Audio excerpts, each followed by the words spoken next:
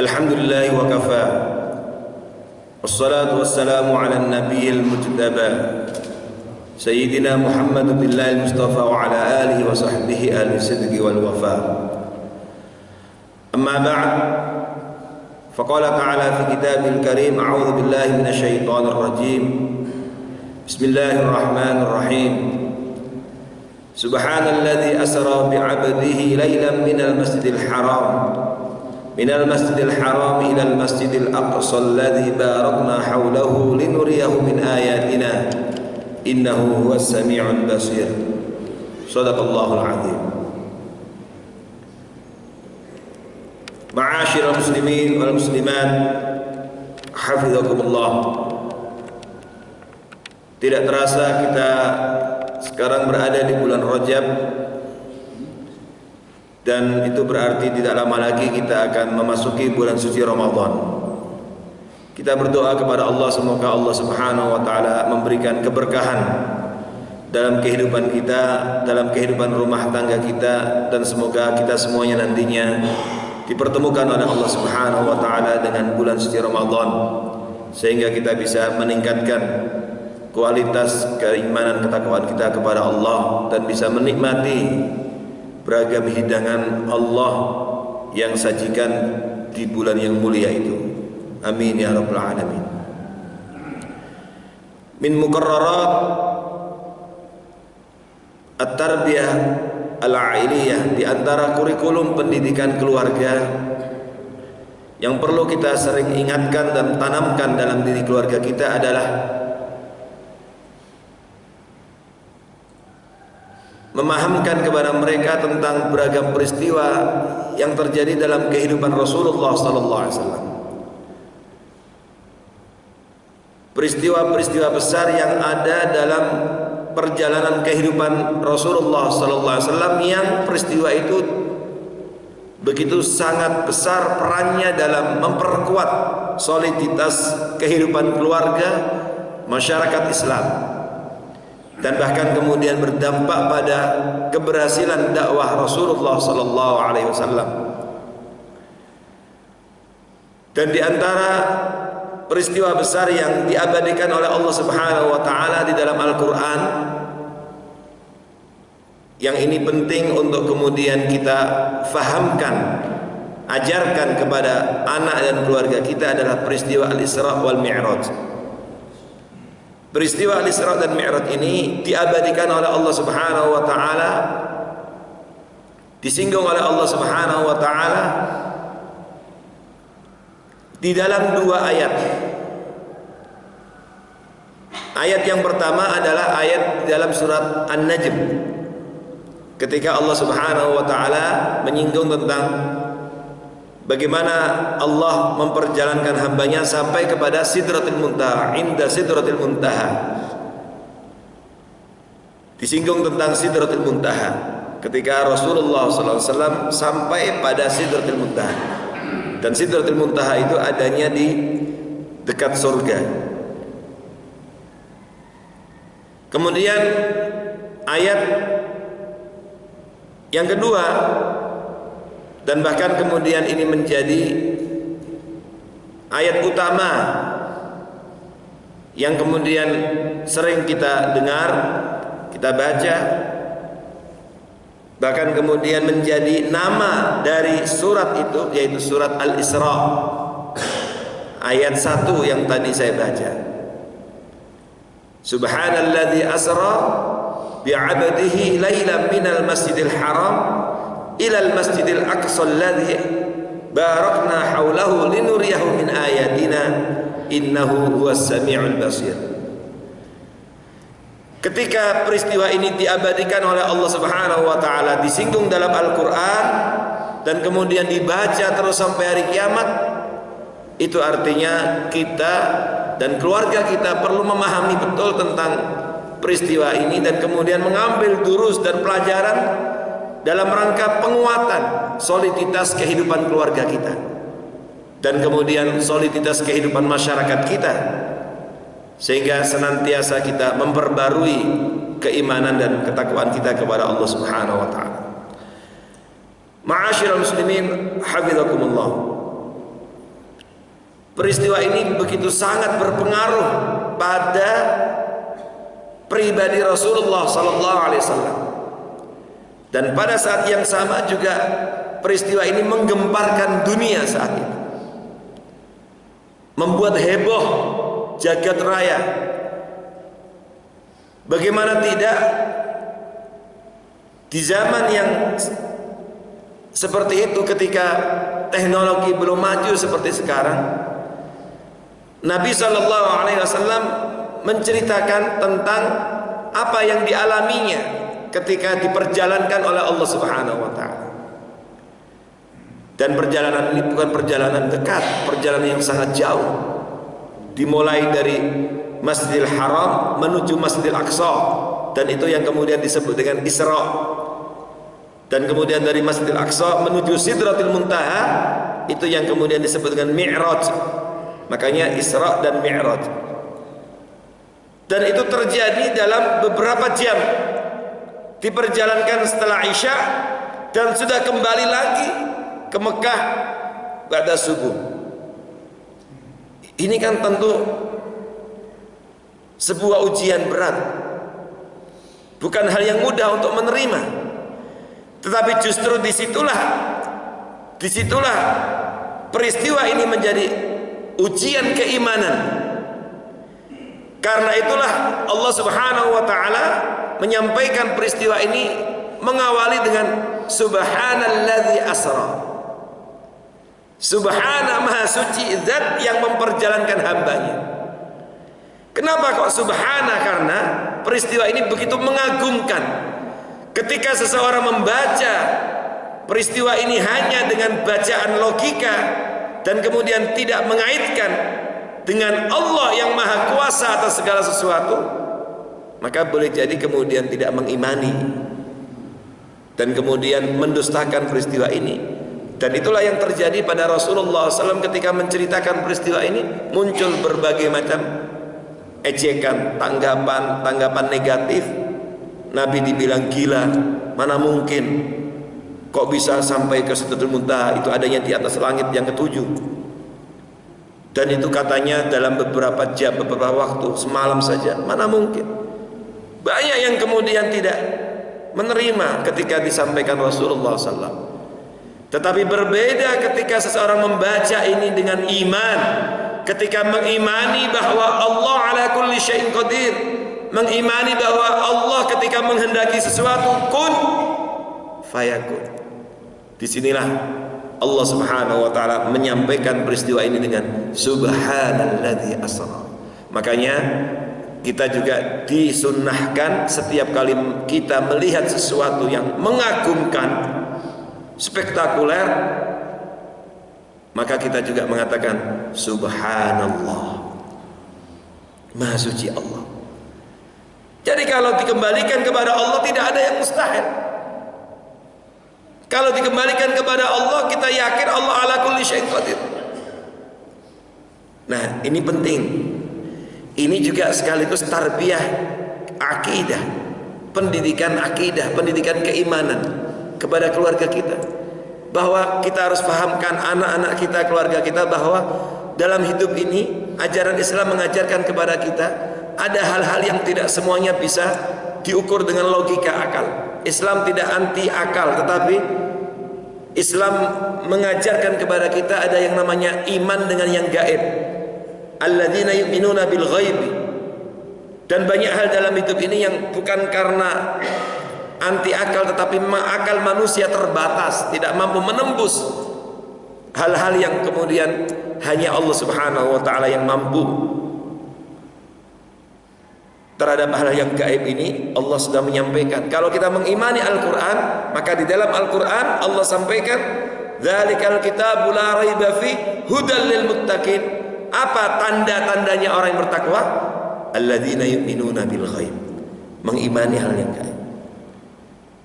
Nah, ini Al-Quran. Maka keluarga kita harus paham bahwa di balik peristiwa ini ada pendidikan akidah yang luar biasa. Sekaligus ini menguji keimanan.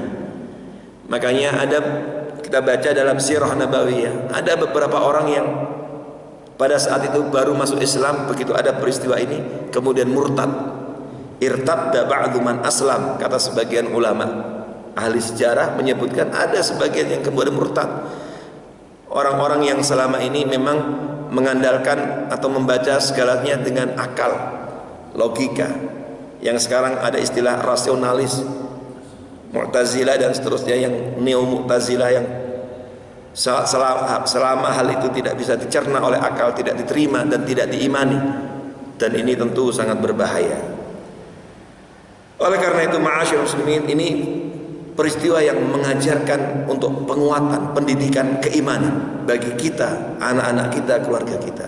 Dan karenanya anak-anak kita harus faham, keluarga kita harus faham bahwa di balik keberhasilan dakwah Rasulullah SAW, di balik keberhasilan Rasulullah menyebarkan Islam ke seluruh penjuru dunia ini, ada peristiwa besar yang melingkupi kehidupannya, yang direspon dengan negatif oleh masyarakat waktu itu.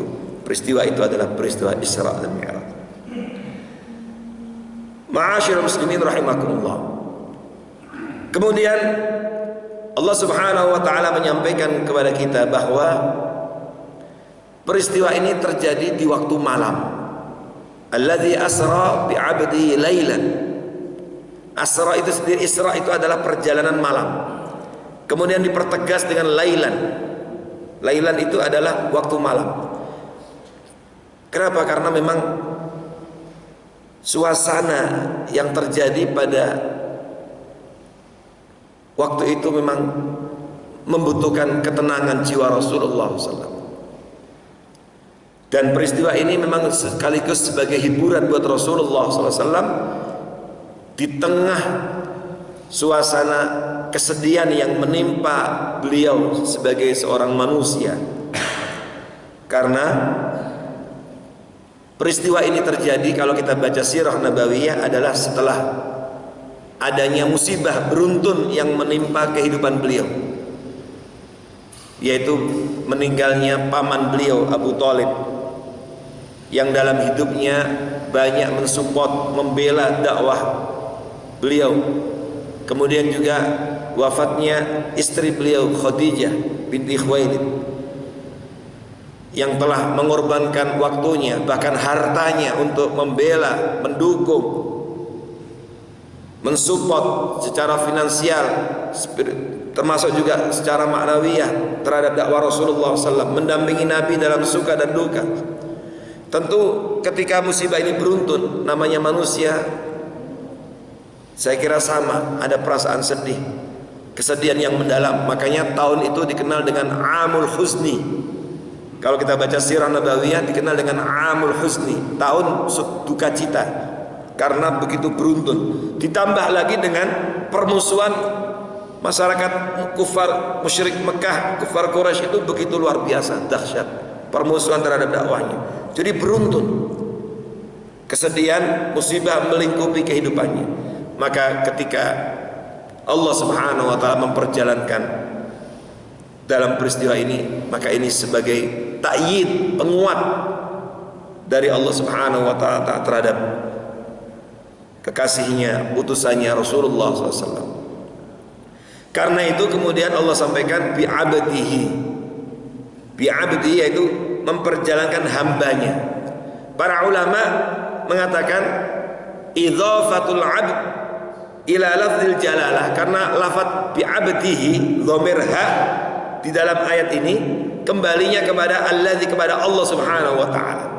Maka idzafatul 'abd ila lafzil jalalah yang dinisbatkan kepada Allah, hambanya itu adalah Allah, itu adalah merupakan tasyrifan lahu, itu merupakan bentuk penghargaan, bentuk penghormatan, bentuk pemuliaan.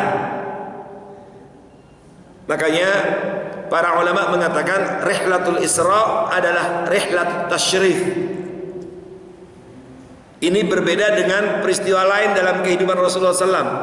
Kita baca dalam kehidupan Nabi ada juga peristiwa hijrah. Nah, apa perbedaan antara peristiwa hijrah dengan peristiwa Isra? Para ulama mengatakan rihlatul hijrah, rihlatul taklif. perjalanan perjuangan. Sementara rihlatul Isra wal Mi'raj adalah rihlatul tasyrif, perjalanan penghargaan, pemuliaan. Nah, maka berbeda. Kalau perjuangan rihlatul taklif, rihlatul hijrah, ya, seperti hijrah, perjuangan, perjalanan perjuangan.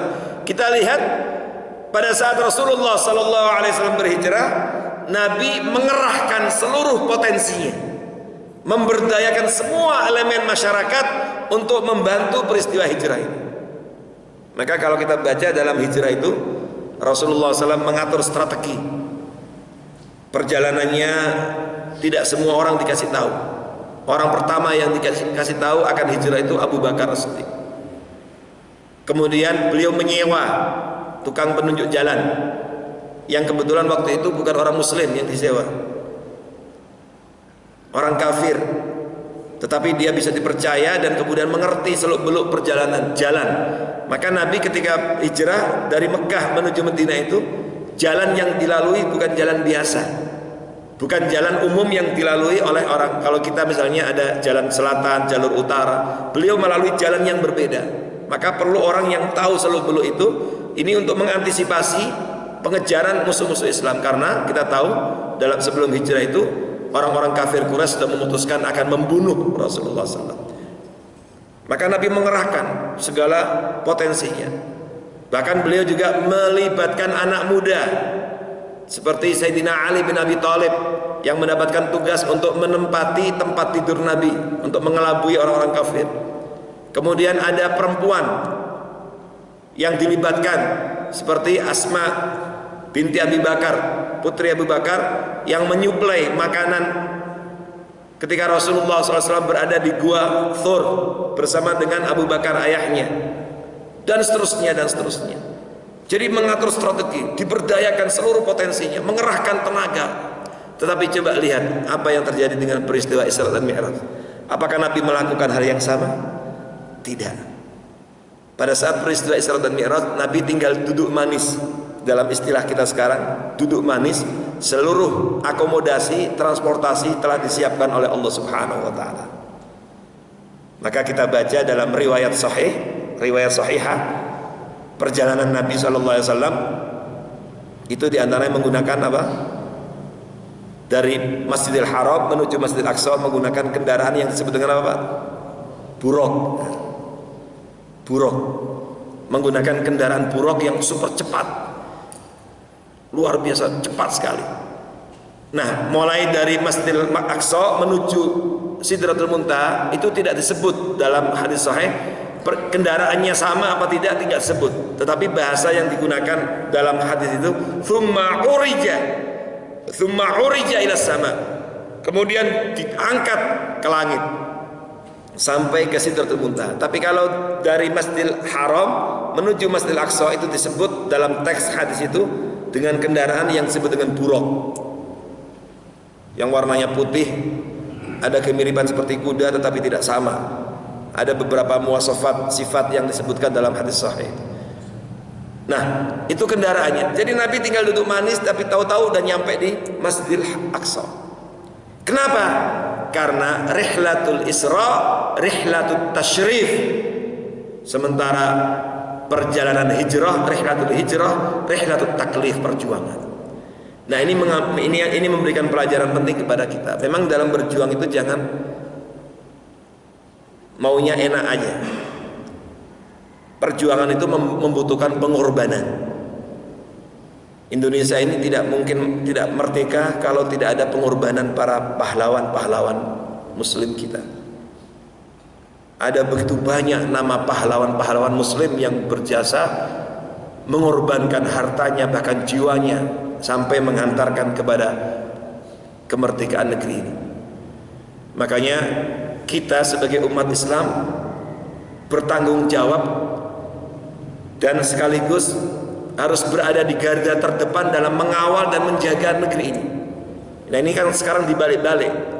Orang Islam dibilang anti NKRI, dibilang anti kebinekaan.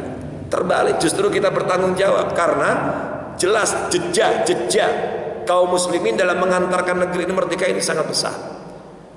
Coba lihat pahlawan-pahlawan yang semuanya muslim. Bagaimana Bung Tomo dengan teriakan takbirnya Allahu Akbar. Kemudian di dalam preambul UUD 45 jelas tertulis sampai sekarang, dipelajari dan kita hafal semuanya. Tertulis dengan jelas yang ditulis oleh para pembesar-pembesar kita dahulu. Tertulis apa? Atas berkat rahmat Allah. Disebut rahmat Allah. Berarti jelas rahmat itu sendiri Islam. Allah tidak disebut atas berkat rahmat Tuhan, tidak, tetapi atas berkat rahmat Allah. Jadi inilah yang harus kita luruskan. Yang harus kita luruskan. Ketika kaum muslimin ingin menjalankan perintah agamanya, dibilang anti kebinekaan. Ketika kaum muslimin ingin menjalankan perintah Al-Quran, dibilang anti NKRI dan seterusnya. Justru kita bertanggung jawab untuk menjaga ini. Karena begitu besar jasa pahlawan-pahlawan muslim, kaum muslimin dalam mengantarkan negeri ini kepada kemerdekaan. Nah, oleh karena itu ini penting. Jadi Rihlatul Isra adalah rihlatul tasyrif, penghargaan. Makanya kata bi'abdihi ini memiliki makna karena idzafatul 'abd ila lafzil jalalah tasyrifan lahu. Kemudian ma'asyiral muslimin rahimakumullah, Allah Subhanahu wa taala ketika menyebut dengan bi'abdihi, padahal kita tahu yang diperjalankan dalam peristiwa Isra dan Mi'raj ini siapa? Namanya jelas, namanya adalah Muhammad ibni Abdullah sallallahu alaihi wasallam. Tetapi Allah Subhanahu wa taala tidak menyebutkan subhanalladzi asra bi Muhammadin, tetapi menyebut bi abdihi. Padahal yang diperjalankan jelas Muhammad sallallahu alaihi wasallam. Limadza? Para ulama tafsir mengatakan bahwa ini untuk memberikan pelajaran kepada kita al-farq bainal ubudiyah wal uluhiyah, untuk mempertegas antara perbedaan antara ubudiyah dengan ketuhanan. Maksudnya apa? Bahwa sehebat apapun Muhammad ibnu Abdullah Rasulullah SAW yang telah diperjalankan bahkan sampai ke Sidratul Muntaha di atas langit yang ketujuh dalam waktu yang singkat, hanya semalam, sehebat apapun beliau tetap Abdullah, beliau tetap hamba Allah. Jadi jangan sampai kemudian diselewengkan sebagai Tuhan. Na'udzubillah. Dia tetap Abdullah. Maka Allah Subhanahu wa taala sampaikan subhanalladzi asra bi 'abdihi. Ini penting dalam pelajaran akidah, untuk kita ajarkan kepada anak-anak kita, keluarga kita, bahwa Rasulullah SAW meskipun beliau hebat, disupport dengan mukjizat, dapat melakukan perjalanan dalam waktu yang singkat, dalam jarak tempuh yang sangat jauh, ribuan kilometer, bahkan ratusan ribu kilometer misalnya, tetap beliau adalah Abdullah. Jangan kemudian kita mengkultuskan secara berlebihan, bahkan na'udzubillah sampai menempatkan sebagai Tuhan. Bukankah ada di agama yang lain yang mengkultuskan nabinya sampai menempatkan sebagai Tuhan? Nah, ini pelajaran akidah penting. Makanya di dalam hadis sahih Rasulullah SAW sudah mewanti-wanti kepada kita. Dalam hadis sahih beliau mengatakan, la tutruni kama atratin nasara ibnu Maryam. Jangan kalian mengagungkan, mengkultuskanku secara berlebihan, seperti orang-orang Nasrani mengkultuskan Isa putra Maryam sampai menuhankan. Yang ajaran Trinitas itu. Innama ana Abdullah wa rasuluh. Sesungguhnya aku adalah hamba Allah dan Rasulnya. Jadi itu harus pada batas itu. Maka disinilah bi'abdihi, Muhammad SAW adalah tetap Abdullah, hamba Allah. Dan kata bi'abdihi ini oleh para ulama dipertegas, menunjukkan bahwa perjalanan ini adalah perjalanan birruh wal jasad, perjalanan dengan ruh dan fisik. Jadi jangan pernah kita terpengaruh dengan analisa tulisan sebagian intelektual, karena masyarakat terlanjur memberikan julukan kepadanya intelektual cendekiawan, yang mengatakan bahwa perjalanan Isra dan Mi'raj ini perjalanan hanya rohnya saja, atau perjalanan ketika Nabi dalam keadaan tidak sadar. Riwayat sahihah yang kita baca dalam hadis-hadis Rasulullah SAW jelas sekali, Nabi begitu detail merinci, dapat menceritakan secara detail dan rinci perjalanan ini. Makanya jumhur ulama, mayoritas ulama mengatakan bahwa ini perjalanan birruh wal jasad, perjalanan Nabi dalam keadaan yaqadhah. Yaqadhah itu bangun, sadar, bukan dalam mimpi, juga bukan yang diperjalankan hanya rohnya saja, sementara fisiknya tetap ada di bumi, tidak. Tetapi bi'abdihi, karena ketika kita menyebut hamba Allah, maka hamba Allah itu terdiri dari roh dan jasad. Maka lafaz bi'abdihi, kalau kita baca sebagian ulama tafsir menguatkan, ini menunjukkan bahwa perjalanan ini betul-betul dengan fisiknya dan rohnya. Karena ketika kita menyebut Abdullah birruh wal jasad, dan riwayat sahihah menyebutkan Nabi melakukan perjalanan ini dalam keadaan yaqadhah, dalam keadaan bangun, sadar, dan bukan di alam mimpi atau yang diperjalankan hanya rohnya saja. Karena sampai hari ini kalau Bapak baca, ada sebagian orang yang menulis dalam buku meyakini bahwa ini nggak mungkin terjadi, sehingga perjalanannya ini perjalanan hanya rohnya saja atau dalam mimpi. Kalau perjalanan seperti itu, apa perlunya menggunakan kata subhana, kemahasucian Allah? Ini kan menunjukkan kekuasaan Allah, menunjukkan kekuasaan Allah yang luar biasa. Justru disinilah yang tadi kita sampaikan, membacanya harus dengan bacaan iman. Kemudian dari peristiwa ini yang juga harus kita ajarkan kepada anak, istri, keluarga kita adalah kita ambil pelajaran betapa pentingnya masjid untuk membina keluarga kita. Perjalanan yang sebesar ini, itu Allah Subhanahu wa taala lakukan, memperjalankan hambanya ini minal masjidil haram ilal masjidil aqsa. Jadi dari masjid ke masjid. Nah, ini pentingnya masjid dalam membina masyarakat. Ahamiyatul masjid fi tarbiyah al-usra al-muslimah. Urgensi masjid dalam membina keluarga muslim. Jadi jangan pernah kita bermimpi mengharapkan keluarga kita sakinah, mawaddah warahmah, sementara anak dan keluarga kita tidak kita perkenalkan, dekatkan dengan masjid. Dulu pernah kita sampaikan di tempat ini kajian tafsir keluarga dengan tema pendidikan keluarga ala Nabi Ibrahim.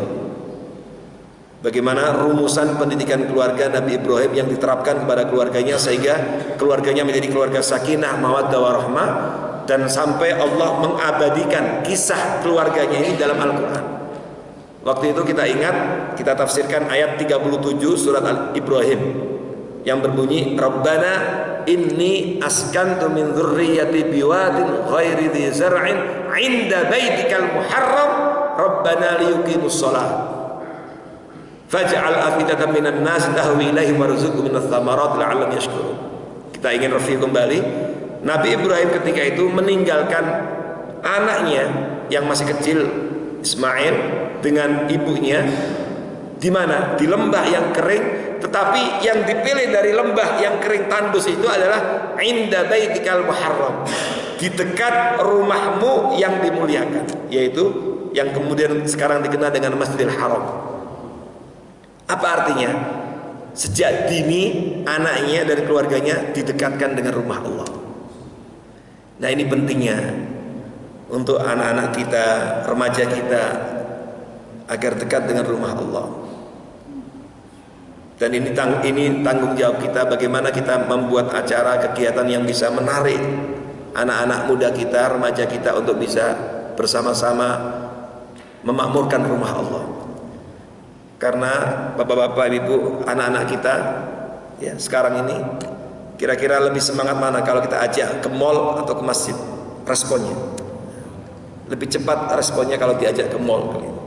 Lebih nyaman mereka berada di mall, berada di ini. Ya, sementara masjid agak enggan. Nah, ini tanggung jawab kita bersama. Bagaimana sejak dini kita dekatkan. Sebab orang yang dekat dengan masjid dijamin akan menjadi manusia-manusia berbahagia pada hari kiamat. Kita baca dalam hadis sahih, 7 kelompok manusia yang akan mendapatkan naungan pada hari kiamat, ketika tidak ada naungan kecuali ada naungan Allah, adalah yang diantara tadi 7 itu adalah warajulun qalbuhu mu'allaqun bil masajid, seseorang yang hatinya selalu terpaut dengan masjid. Nah, inilah penting. Makanya tidak dilarang mengajak anak ke masjid selama bisa dikendalikan. Kemudian juga tidak dilarang ibu-ibu untuk sholat berjamaah di masjid. Ada hadis sahih, la tamna'u ima Allah masajidakum. Jadi tidak dilarang. Ya, meskipun kewajiban itu laki-laki, tetapi tidak dilarang. Jangan kalian larang wanita-wanita, ya, amatullah itu masajidakum, masjid kalian. Nah, ini penting. Nah, sebentar lagi momentum Ramadan itu juga tentu momentum yang baik untuk mengkondisikan keluarga kita, anak-anak kita. Maka ini minal masjid ilal masjid, minal masjidil haram ilal masjidil aqsa. Dan di sini pentingnya masjid. Selama ini masyarakat kita banyak yang tidak paham Islam karena jarang ke masjid. Kalau sering diinteraksi dengan masjid, insya Allah ini akan terbangun wawasan pengetahuan Islam yang baik. Yang sekarang yang terjadi di masyarakat kita, padahal kan yang namanya hak itu bayyin, al haq bayyin wal batil bayyin. Kebenaran itu bayyin, jelas, kebatilan juga bayyin. Tapi masih banyak saudara kita kaum muslimin yang ikut sebagai ahlul batil. Al mu'min bayyin, mukmin itu jelas, bayyin. Wal kafir bayyin. Sementara yang enggak Islam juga bayyin, jelas. Tapi tidak sedikit yang juga tetap berada di belakang orang kafir. Jadi ini juga tantangan buat kita semuanya. Padahal jelas, bayyin, semuanya jelas. Bagaimana kemudian kita, loyalitas kita kepada orang yang tidak mengimani Allah, kepada orang yang tidak mengimani Al-Quran, tidak mengimani rukun iman. Bagaimana kemudian kita tunjukkan loyalitas, sementara ada pilihan yang jauh lebih baik, orang yang beriman kepada Allah kemudian mengimani Al-Quran. Bagaimana kemudian kita jatuhkan pilihan kita kepada ini ketika ada pilihan yang jelas seperti itu. Nah, ini juga yang kita sedih dengan sebagian masyarakat kita. Apalagi kalau sampai kemudian disambut dengan syair-syair, disambut dengan syair-syair nasyid-nasyid yang sesungguhnya dulu sebagai bagian dari sambutan terhadap Rasulullah SAW. Kita sedih. Dulu Nabi ketika datang ke Madinah itu disambut dengan gembira oleh kaum muslimin di Madinah dengan tola al-badru alaina dan seterusnya, yang sampai kemudian populer. Ma'asyiral muslimin rahimakumullah. Kemudian pelajaran yang lain sebelum terakhir adalah tentang Masjidil Aqsa. Allah Subhanahu wa taala mengabadikan dalam Al-Qur'an bahwa perjalanan Isra dan Mi'raj ini adalah perjalanan dari Masjidil Haram menuju Masjidil Aqsa. Ini artinya memberikan pelajaran penting kepada kita, dan ini harus kita tanamkan kepada anak keluarga kita, bahwa yang namanya Masjidil Haram harus ada dalam hati kita. Yang namanya Masjid Nabawi harus ada dalam hati kita. Tetapi pada saat yang sama, yang namanya Masjidil Aqsa juga harus ada dalam hati kita. Jangan sampai keluarga muslim tidak tahu itu apa Masjidil Aqsa.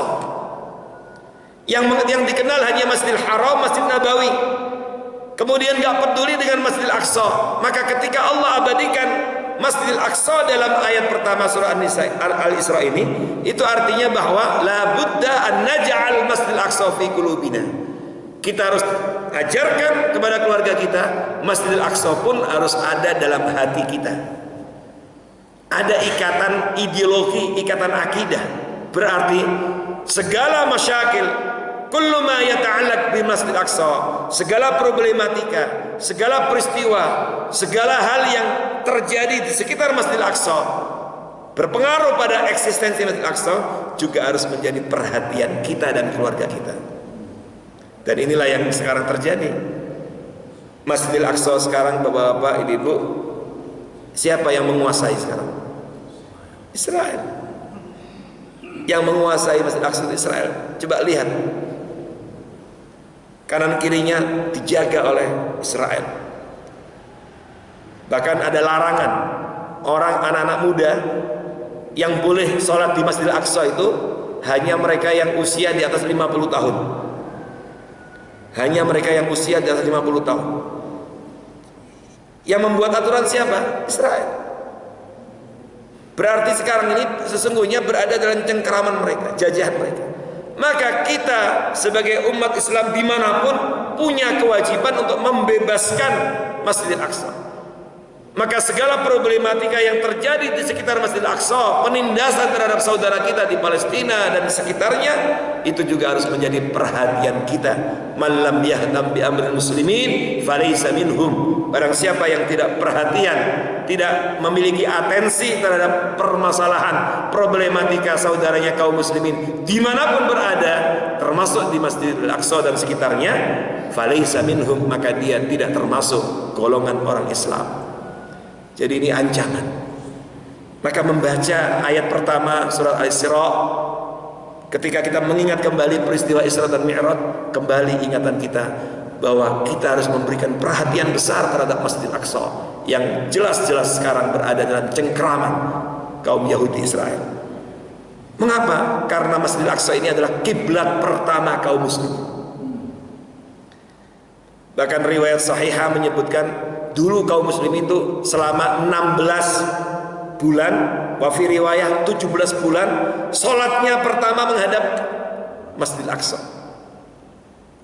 Maka turunnya ayat dalam surah Al-Baqarah, qad nara taqalluba wajhika bis sama falanwalliyannaka qiblatan tardaha fawalli wajhaka satral Masjidil Haram. Ayat ini turun menyinggung itu karena Nabi ingin, punya harapan, punya keinginan untuk berubah kiblatnya menghadap Masjidil Haram, sampai kemudian Allah kabulkan dan berubahlah setelah 16 atau 17 bulan, tadinya menghadap Masjidil Aqsa, kemudian berubah kiblat, dikabulkan Allah keinginannya menghadap Masjidil Haram. Turunlah ayat qad nara taqalluba wajhika bis sama.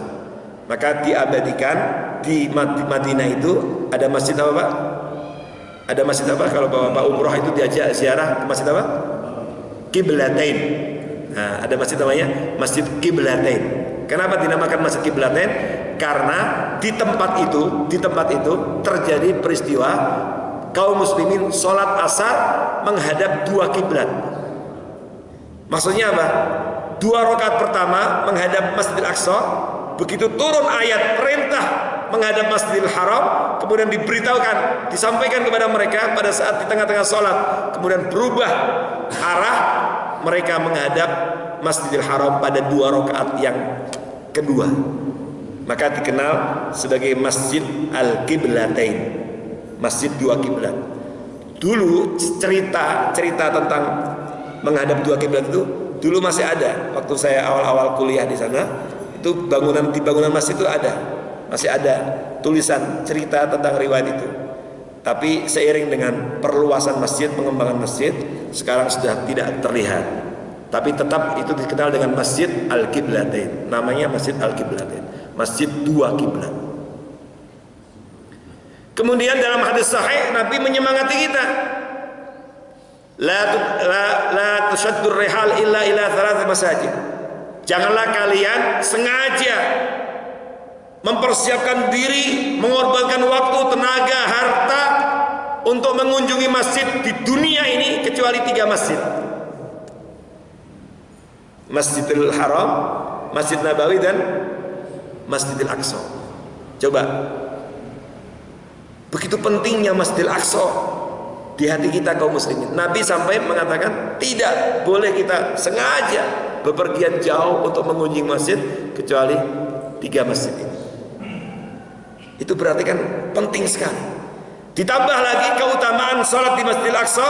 Nabi dalam hadis sahih menyampaikan, kalau sholat di Masjidil Haram berpahala 100.000 kali dibanding dengan sholat di sini.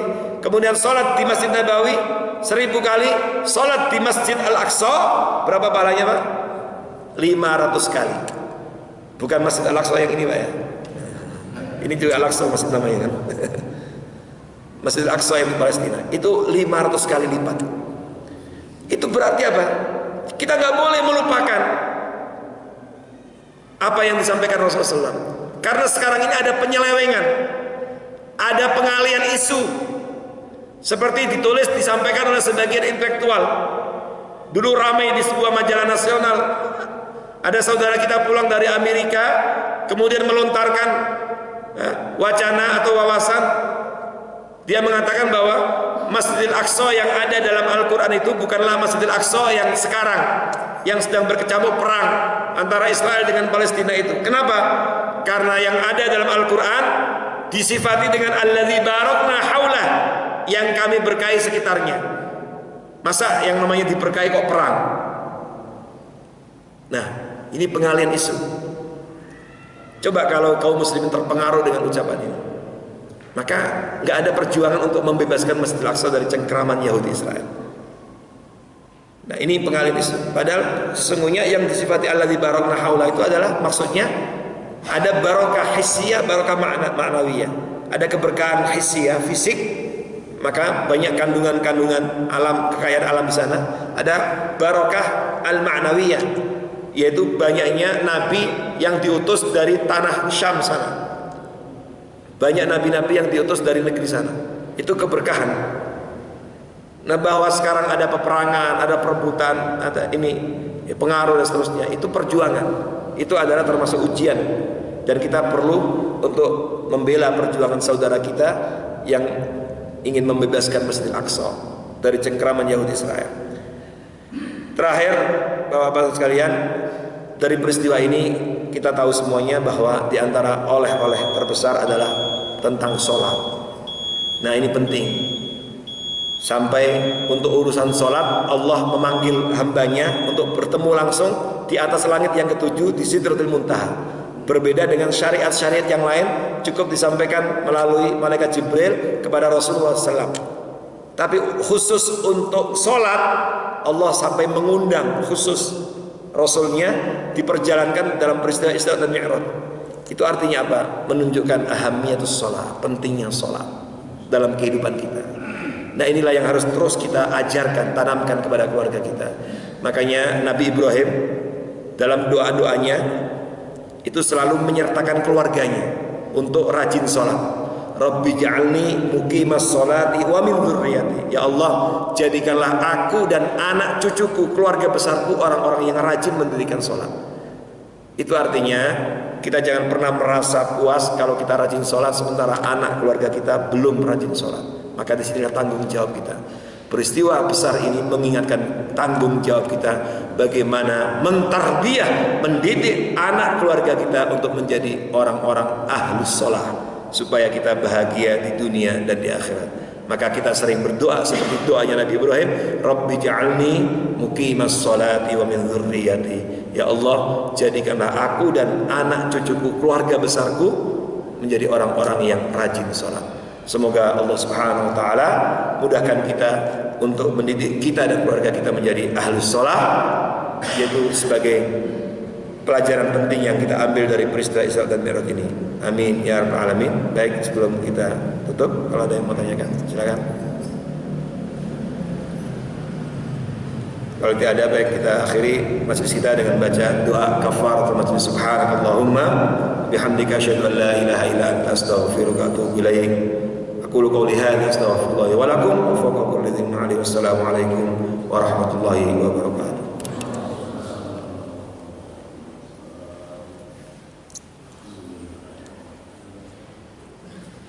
Alhamdulillahirabbil alamin. Wassalatu wassalamu ala Rasulillah.